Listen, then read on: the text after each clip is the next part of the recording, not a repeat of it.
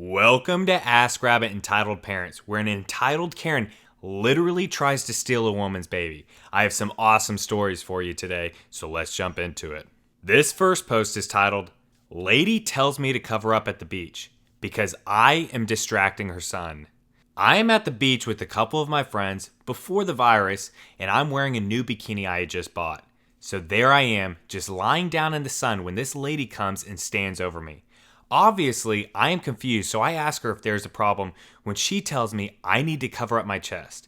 I will admit I'm very well endowed in that area because I am distracting her son, who looks to be about roughly my age. I tell her that I'm not going to cover up as it's my body and I will wear what I want to wear, and that if I'm distracting her son, well, that seems to be her problem and maybe she should teach her son to respect girls and not stare at them. She did not seem to like this at all, and she starts to scream at me in the middle of the beach, telling me that I'm a bad influence on young girls and that she hopes I never have children because that they will likely turn out to be like me, and that I'm disrespecting mothers all around the world because apparently I'm just trying to seduce their sons. I'm literally 17. Eventually, her son comes over and drags her away, but I was just laughing it off, but it made me think, why did her son not come over any sooner to drag her away? Alright, this next post is titled, Entitled Mom Thinks We're Going to Make a Special Accommodation for Her and Her Kids. In a neurotrauma burn ICU, during the virus, ends up with Child Protective Services called on her. I am an ICU nurse. A few nights ago, I was working our burn ward where this happened. Typically, pre-virus, we allowed 3 visitors per patient between the hours of 8 a.m. to 8 p.m. During the worst of the virus, all visitors were restricted, all units, no exceptions. Now that things are lightening up, we're starting to allow visitors again under certain conditions.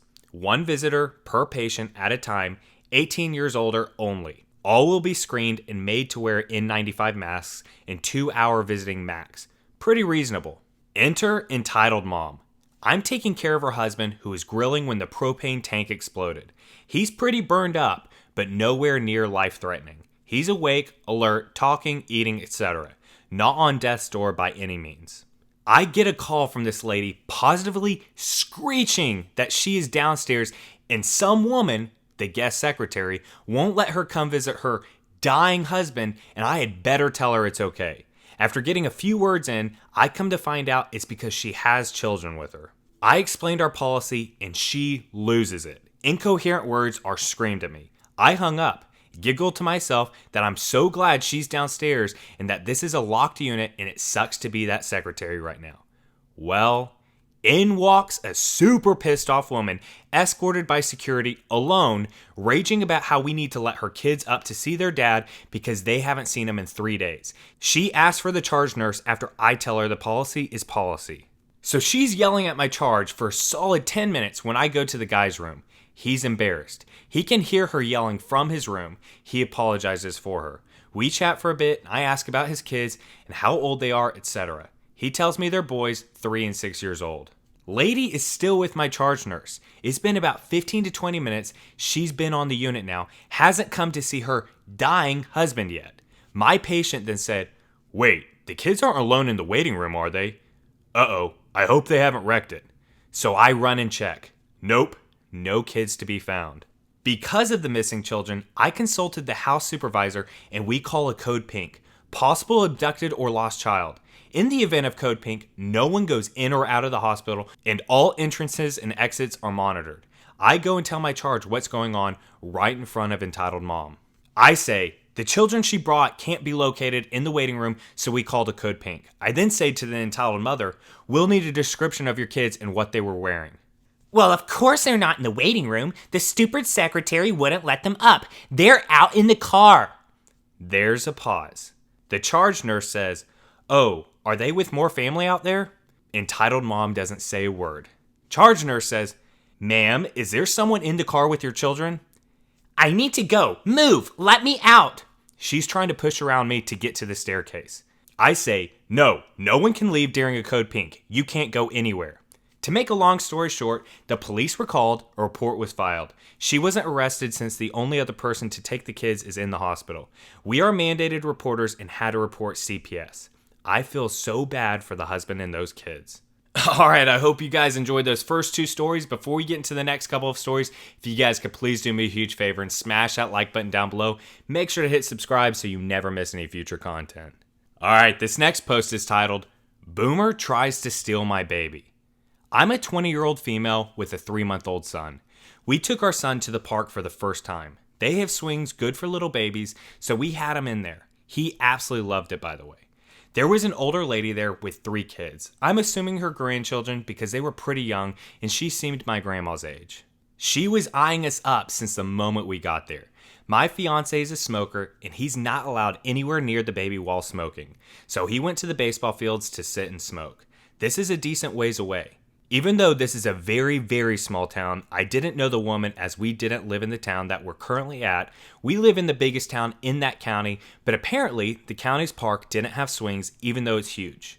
But I was very familiar with this town as I lived there for many years when I was younger, so he was fine with leaving us alone, just not familiar enough to know the people anymore. My step-grandparents also lived here, so I felt comfortable.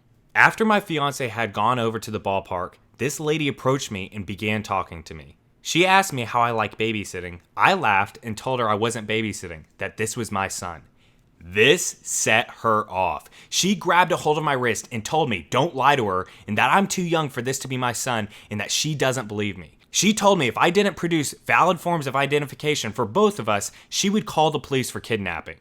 So here's the issue with that. I don't carry my wallet on me that often. And the only forms of identification I have for my son is his insurance card, as his birth certificate and social security card have not come in yet due to everything being bogged down from the virus. I told the lady that and she turned, grabbing my wrist, stating that that's a lie because they give you documents at the hospital. They don't. It was escalated to the point where she shoves me down and tries to grab my son, stating that she will be keeping a hold of him until the cops arrived. I quickly got up and grabbed my son from her. I didn't punch her, but I did sort of palm her nose, which I guess I did harder than I meant to because she started bleeding. She yelled at me that she was going to press charges for assault. My fiance was making his way back at this time and caught the tail end of the confrontation. Skipping ahead to when the cops show. They're talking to each of us, but the old lady won't stop screeching, so they take her further away to talk. I am in complete fight mode and terrified. I'm frantically explaining that I don't have ID, but this is my son. We just came here to the park to play. If there was any way I could prove I was the mother of my son, I showed him a photo of him getting pulled from me, C-section, and him on my chest a few hours later. Obviously, he looks different now, but you can tell it's the same baby. We were allowed to go home and were told we'd be hearing from someone about the assault charges against the woman. Update. We set up an appointment with a lawyer for this Monday and will be going to the police station later today. We called ahead and made an appointment for 3. It's noon currently. Someone had mentioned seeing if the park had cameras. I was pretty sure they didn't as it's a very small area, but I called anyways and turns out they did.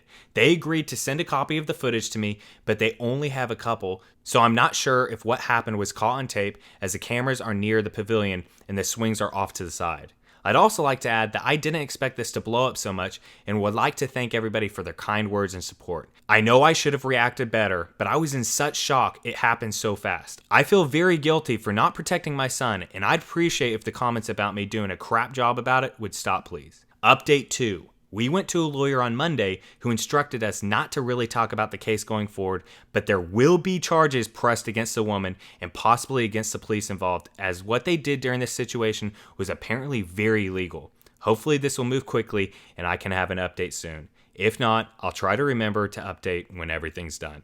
Alright, this next post is titled, Karen Thinks the Virus Isn't Real. Get Sneezed On. This honestly probably belongs on r/petty revenge, but it was pretty entitled, so I'm putting it here.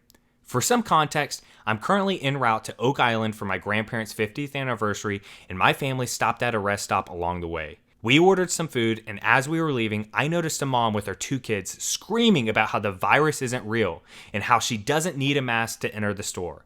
As she kept ranting, my family kind of snuck past her to the exit. When I was right next to her, I did an obnoxious fake sneeze into my elbow and watched her face go white. She grabbed her kids and hightailed it out of there. That was pretty much the only worthwhile thing I've done during quarantine, and the employees standing outside gave me a thumbs up as I left. The guy looked really tired, so PSA time, please make life easier and cooperate with these people. They work long hours and deserve better than they've been getting. Thanks for reading. All right, guys, that's going to wrap up today's Entitled Parents video. I hope you guys enjoyed those 4 stories today. If you did, please go ahead and smash that like button. Leave a comment letting me know what your favorite story was. Hit subscribe so you never miss any future content, and I hope you guys have a great rest of your day.